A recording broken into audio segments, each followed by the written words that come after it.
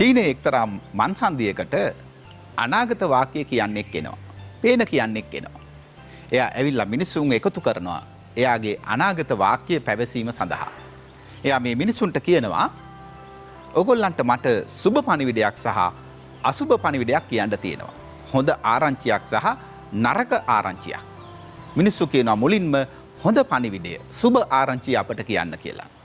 එයා කියනවා මට සතුටුයි ඔයගොල්ලන්ට කියන්න. ඔයගොල්ලෝ හැමෝම ස්වර්ගයට යාමට තෝරාගෙන තියෙනවා.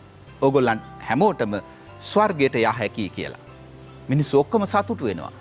ඊට පස්සේ ඒ අය අහනවා මේ පේන කියන්නගෙන් අනාගත වාක්‍ය කියන්නගෙන් මොකද්ද නරක ආරංචිය කියලා. එයා කියනවා ඔබ හැමෝටම ස්වර්ගයට යන්න තියෙන්නේ අදයි කියලා. ස්වර්ගයට යාමට හැමෝම කැමති වුණත් මරණයට හැමෝම කැමතිද?